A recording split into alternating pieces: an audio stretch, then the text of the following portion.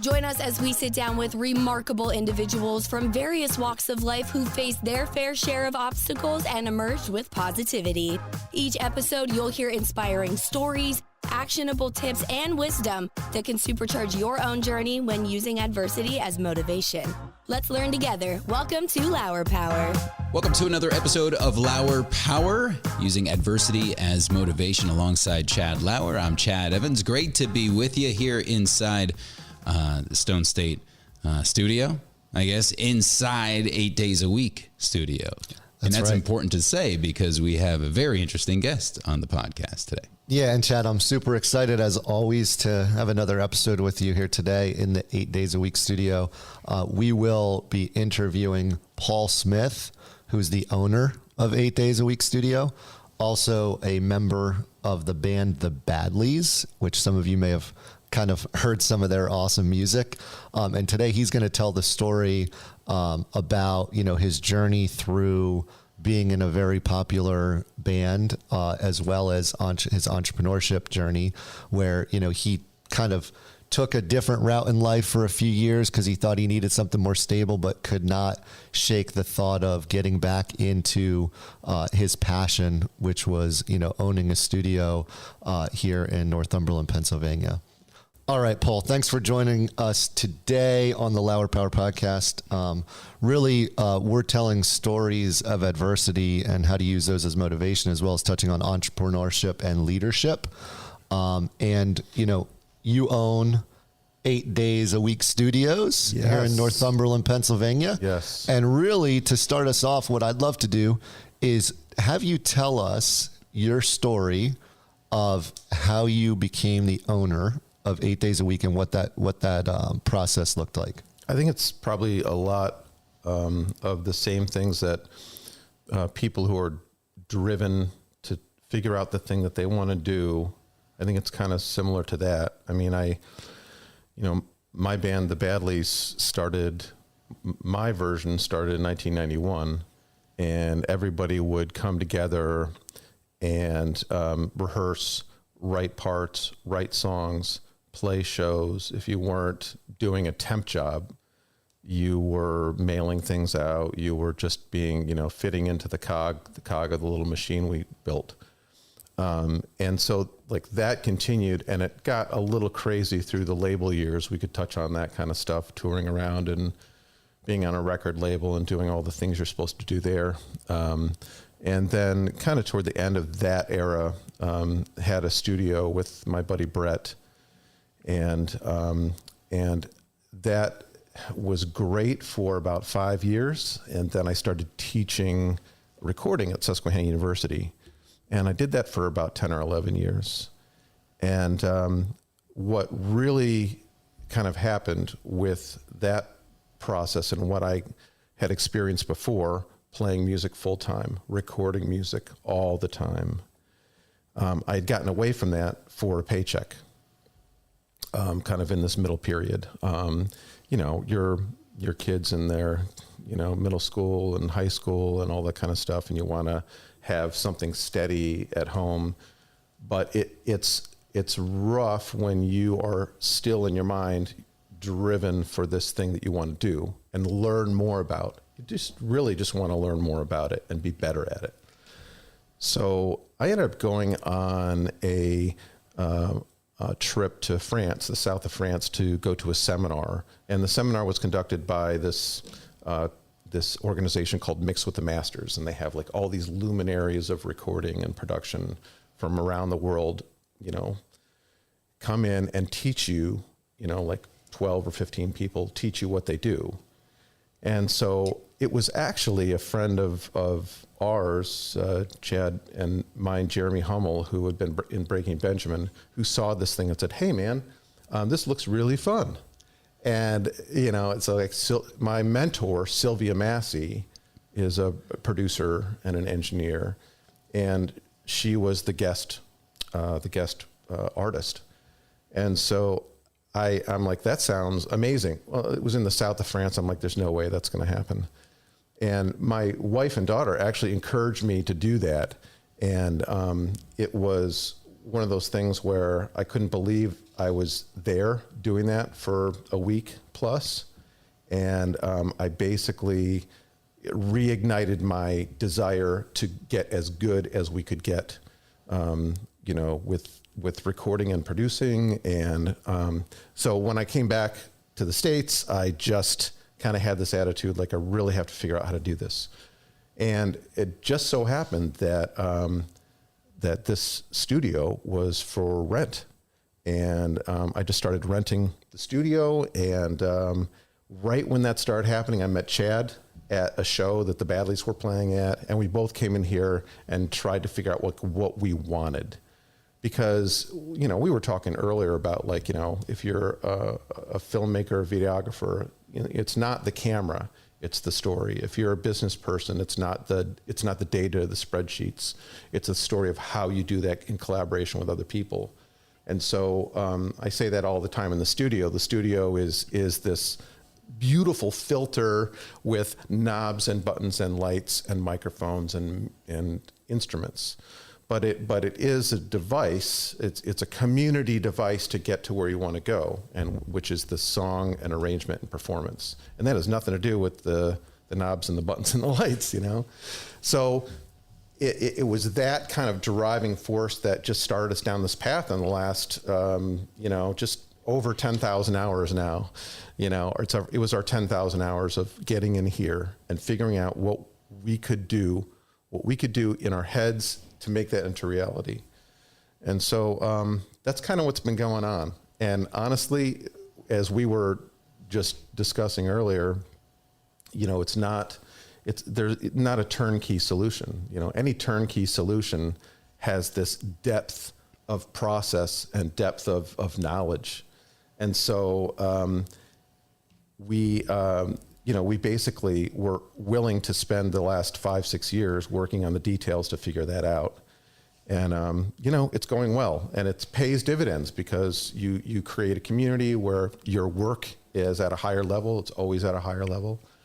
And, you collaborate with people, and, it's a great thing. You just got to wake up and do it every day. That's the trick. Yeah.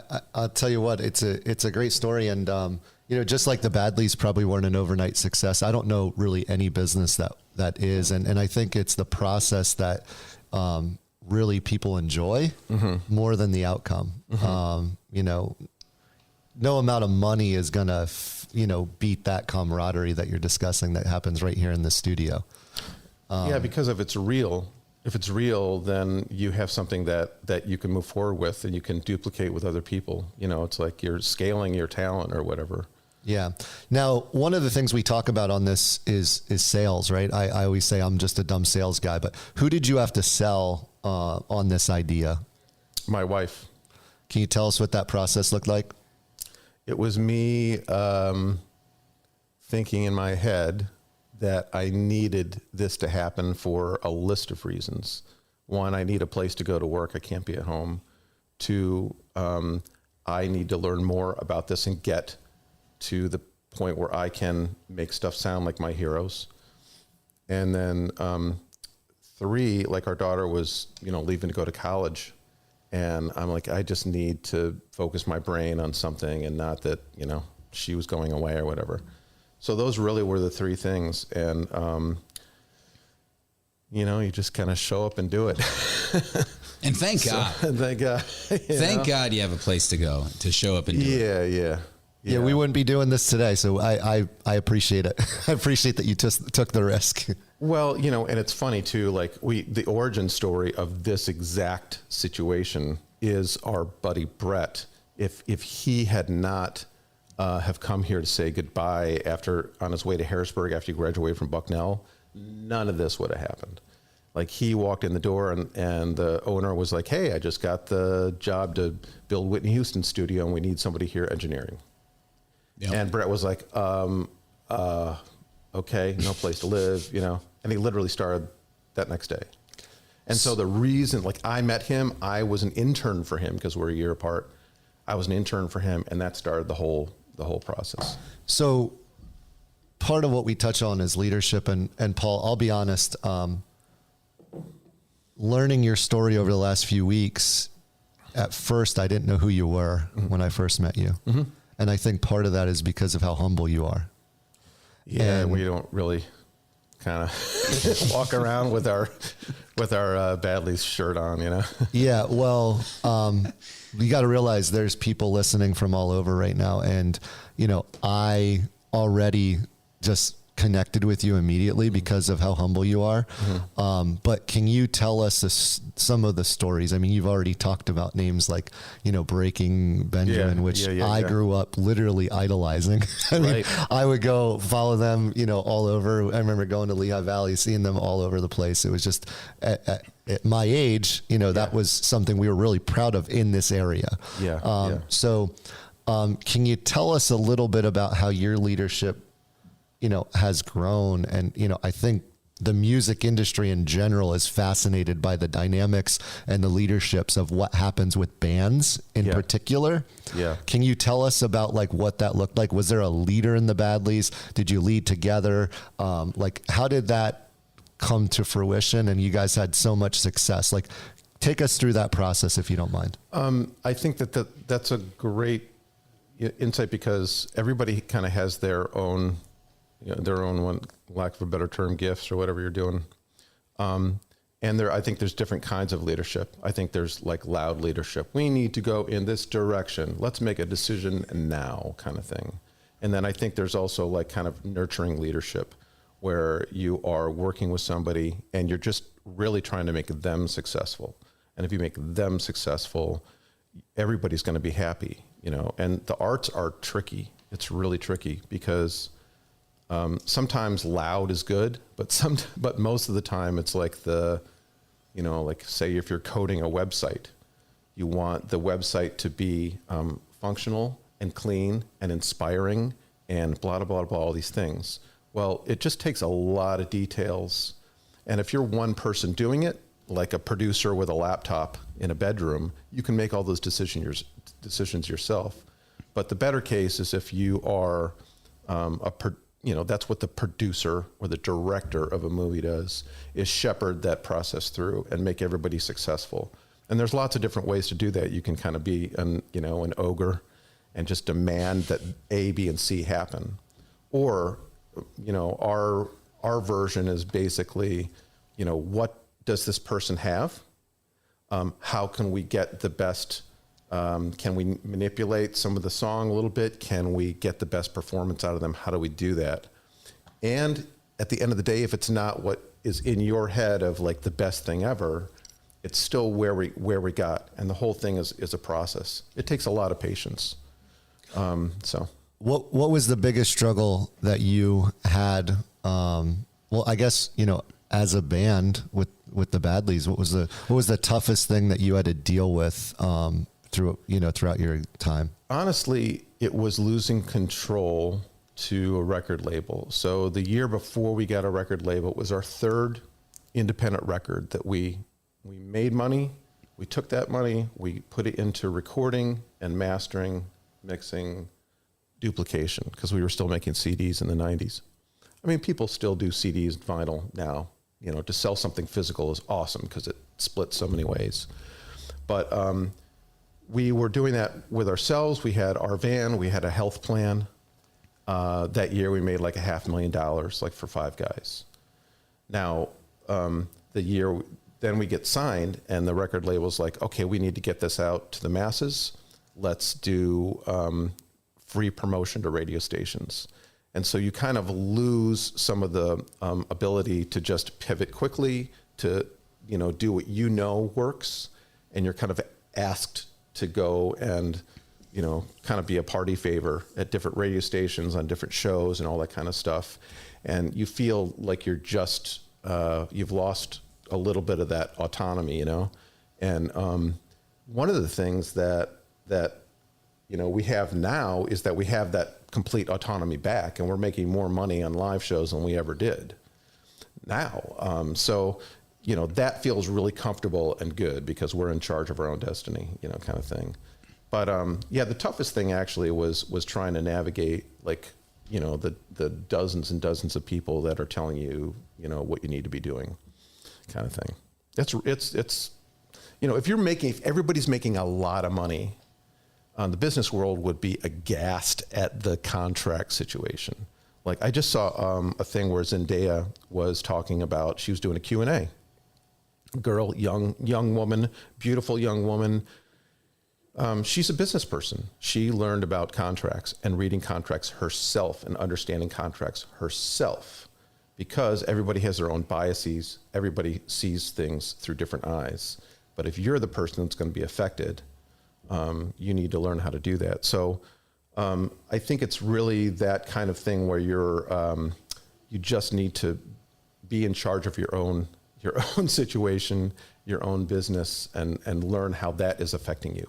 Now, in the music business, if there's a lot of money, say you sign a contract and they're going to give you X amount of dollars up front, and maybe it's not a lot of money. In our case, it was not a lot of money up front. I mean, a couple $100,000, but like when you have to make a record and all that kind of stuff. So we basically, we're kind of just towing the line for the label, and we didn't have the best insight into what the contracts were and all that kind of stuff. So if you then have a huge success, the contract kind of gets ripped up, because lawyers are like, well, here you go. Do you want, this band for the next record or whatever? Then everybody just decides, okay, it's just a free for all. We're just going to renegotiate. There's a lot of renegotiation with success. Now, the contract is basically made to benefit them. So in our case, it had a life to it. We made another record, and then the label kind of disappeared.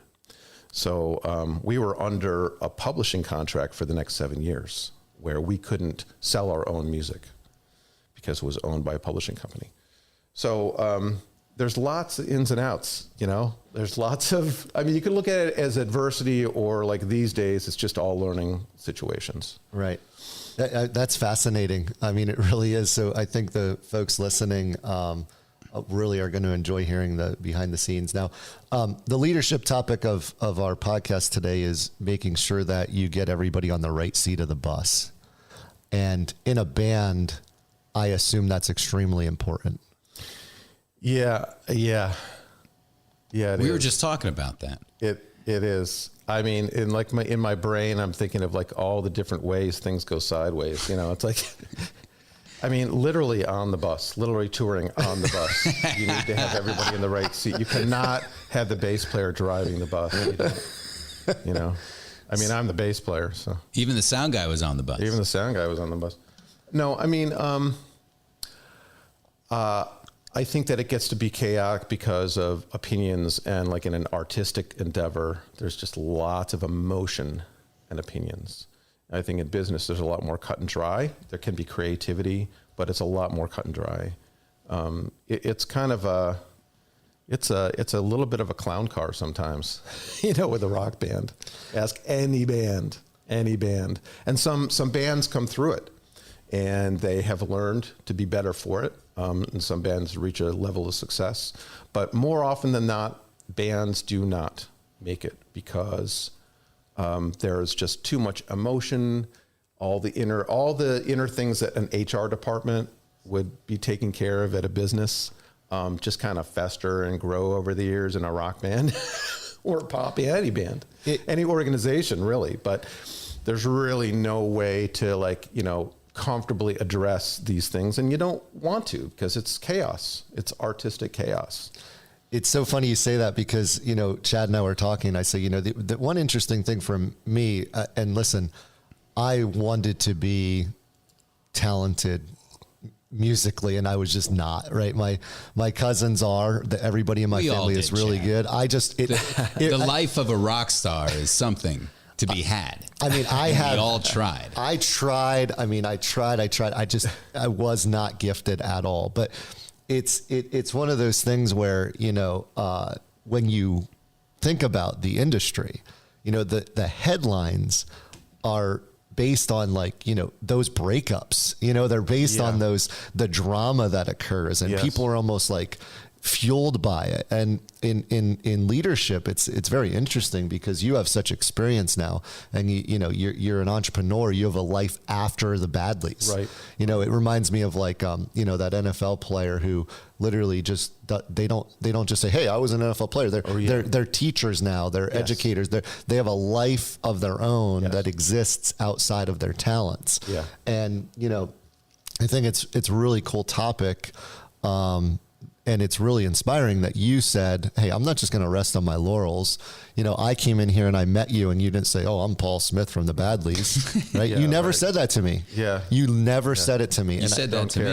I mean, I said that was the first thing I said. He said it to me. I said that to Chad. Look, I think that you're dealing with in any organization, the personalities that you're dealing with, a lot of times have to do with what that talent is, because people identify themselves and their self-worth by that talent. And the bigger ask for people in any organization is, okay, this is one thing that you do and you're good at it and you should stay in that lane in terms of production and doing your thing. But you also have to figure out how to, if you're being managed, you have to figure out how to then grow out of your lane and be better at as many things as you can be.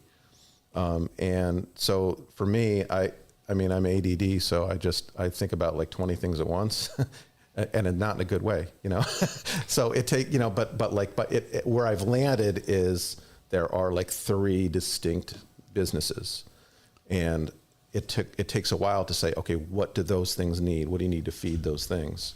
And what do I need to do that? And I know that my talent lies in X, Y, Z, and it's more of a creative thing. So I need to engage people that are going to keep me on task to do things. It's funny you say that. The more entrepreneurs that I meet, the more of us have ADD. And I think that's a term that's thrown around a lot, but I think it allows you to multitask. Yeah. I see a lot of type A people who almost have paralysis by analysis. And what I mean by that is like, they literally can't move on to the next thing. Right. Where we are able to just say, oh, okay, I'll go handle that now. Yes. So in a way, it's almost like, it's almost a good thing. It's funny. I was just reading about, I think, I don't know if the stats are correct, but I was just reading that like someone with dyslexia is 3 to 4 times more likely to become an entrepreneur. And I think the reason for that is that they've had to solve problems their whole life and they've had to work around things, or they think somebody might not hire them, but man, do they thrive in entrepreneurship. Yes. Right. So again, our podcast is like about entrepreneurs, and a lot of times we might have not been the best students. We might have been kind of a little bit of different. We thought about the world differently. Correct. And so just to kind of follow up on that thought, I don't think that's abnormal for an entrepreneur at all to have a little bit of ADHD or ADD. You also imagine the world as a different, in a different way. I mean, you imagine the world as all possibilities, as opposed to like, I get in the car and go down the street to the grocery store to get the apples and to get the thing. And then I go home and then I do, we don't do that. We can't. We don't do that. We can't do it. We're like, everything's all happening at once. You're happy all at once. You're stressed all at once. It's all the things. And I would rather be like that. I just want to know how everything works all in tandem, all together.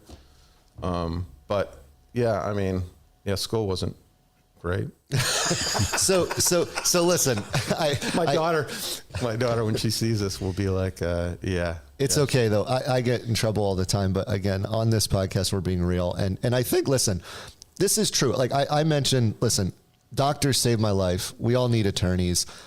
The top 10% of your class, we've praised them forever. They're all great. We need them. Yep. They're going to solve the big world problems. Yes. They're going to cure cancer. They're going to do that. Yep. But this is for the other 90%. Yep. And the other 90% can be us. Yes. Right? The other 90% is the ones that we're not really talking about enough. And that's the people we want to reach. We love the top 10%. I'm married to one. She was fabulous. She's a physician. She's an awesome person, but like, this is that other 90%. And I guess, to wrap this up, we have 8 days a week studios. So first of all, anybody who is looking for a mentor or somebody to help them record, who's more qualified than Paul Smith from the Badlees and Chad Evans, who's had 25 years in broadcasting. But okay. What's the first name drop on this? I am selling right now. So anyway, but what would you say, first of all, two things to wrap this up. The band or the musician who's looking to be the next Badlees, where do they start? It's actually pretty easy. You have to learn how to consistently be uncomfortable. Some people that we know just kind of do that naturally. They just kind of do all the things, and adversarial situations happen every day, and then it doesn't really faze them as much. They just kind of put it in a list and keep solving. It is number one, learning all of the things about music that you can. I mean, in different genres, why things are good. And then writing and failing. There's a lot of failure in terms of not failure in front of people, like you don't play a good show, but writing something and then it sucks. You have to find out where you fit in to that process. So you have to be willing to be uncomfortable. You have to be willing to learn as much about music as you can. And you have to be willing to collaborate with people and learn from them. And, you just have to be a fly on the wall a lot. At the same time, you have to be the most bullish person you can when it comes to your art. This is me. Now, it usually takes a lot to get to that point to find out what that is. But once you get there, you have to be, full on that thing. But that's almost like a character. At the same time, you have to be watching Questlove podcasts or whatever to learn about everything he knows about being a musicologist. You have to be, listen to a lot of music. This is it. This is long-term success. This isn't like you're really good at writing these songs on the guitar. You found these guys. You have success right away. That's an illusion, because that can happen. It can happen with an entrepreneur doing anything else. But you have to find out what all the stuff is that influences that for you to have long-term success and happiness doing that. Where did you play your first gig? My first gig was at a high school dance when I was a freshman in high school. I had a band with 3 other guys, and we played Stairway to Heaven. We played Smoke on the Water. We played Highway to Hell. We played, and my mom and dad came. Yeah, in Mechanicsburg, Pennsylvania, at Cumberland Valley High School. And what did that feel like? It just was like terrifying, and being a rock star, and because you're obsessed with the fact that there are drums on the stage, and you're on the stage and you're holding the guitar, all those things. You haven't grown into your tools, you haven't grown into your whole thing yet. So it's just a blast. And that continues for years, I mean, I was playing bars when I was a junior in high school. That's amazing. And I was reading a little bit about, you mentioned that you were kind of nervous at Bucknell singing the national anthem because you were by yourself. And one of the things Chad and I were talking about earlier is, so many people are afraid or have fear of what somebody might think of them. Yeah. And we think people think about us way more than they do, right? Yes. So how are you able to kind of get over that fear? Stage fright is the number one fear in the world, I believe. How were you able to kind of get over that fear? It's that that character in you that feels like you're good, and you just kind of go out there and do it. And if you see yourself back doing it, you're like, ugh, but you can't get through it unless you're 1,000% there. So you just have to I mean, I don't have any real problem being in front of crowds. I'm worrying about am I going to play the G chord correctly? The G chord, the simplest chord there is. It's am I going to go out there and go, right? That kind of thing. Yeah. So there's lots of little, things you're kind of, but you just have you have to have a level of confidence in yourself. That doesn't mean you're a confident person. That doesn't mean you're confident in every area. And you shouldn't be, but you have to be confident enough to get through that thing. So, yeah. That's just great. Well, listen, Paul, this was a really, really cool conversation. I think folks listening are going to take a lot from your leadership tips, your entrepreneurship, your Badlees story, and this awesome studio that you allow us to do our work in. So thank you so much for that. It is my pleasure. I'm doing a session right now. I just recorded some piano parts, and I told the artist, I'm like, I just have to jump into this podcast real quick. And I'm like leaving the control room and coming in this control room to do a podcast. I'm like, this is awesome. That was your goal, right? That's exactly like there's that much going on in this building. I'm like, I want to mark this down. Like I'm recording cool piano parts and I'm going into a podcast. I'm going to go back, recording. It's really neat. This is what you dreamed of. Yeah. And I think we're going to continue that momentum here as we go. Yeah. Awesome, Paul. Cool. Thank you so much. Thanks, Paul. What an awesome interview with Paul Smith, Chad. What are your thoughts? Oh, he's fantastic. He's one of my best friends, and I'm happy I got to know him.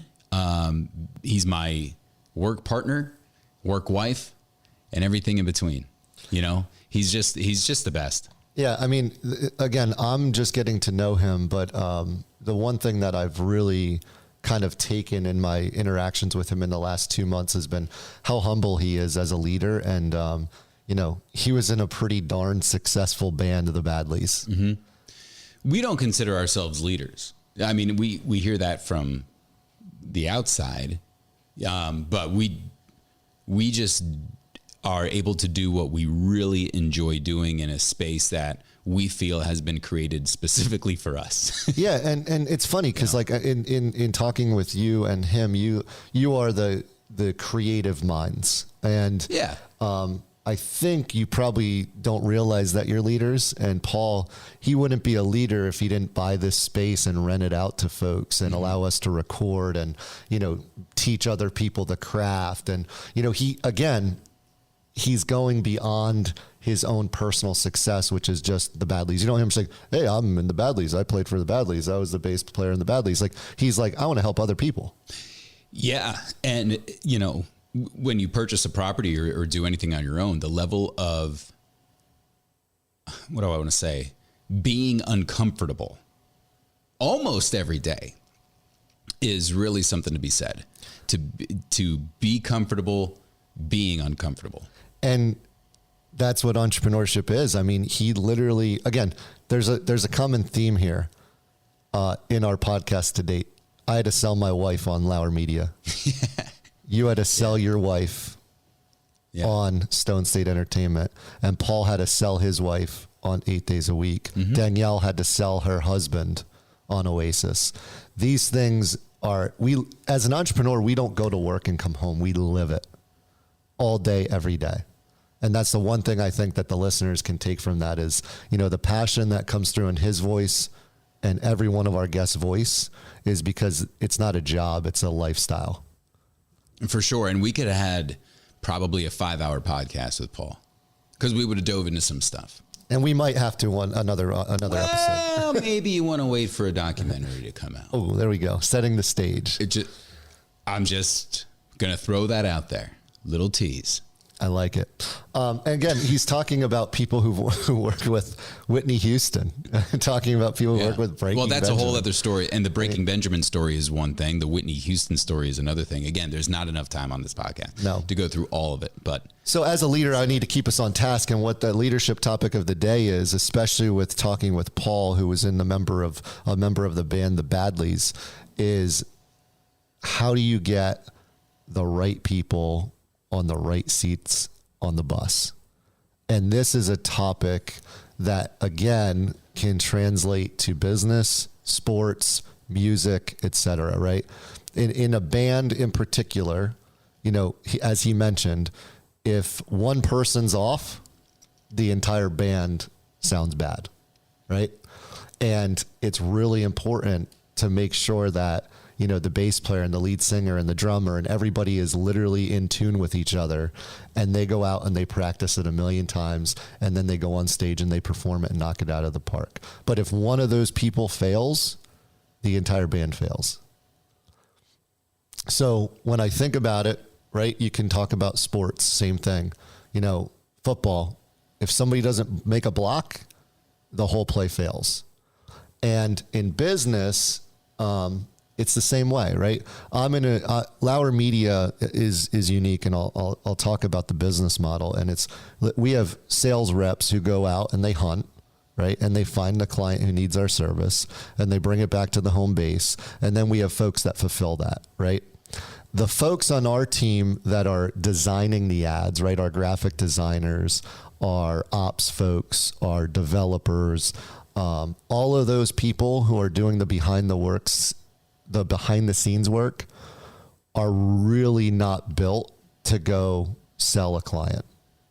The person going out and meeting with the business owner is really not built to fulfill that client.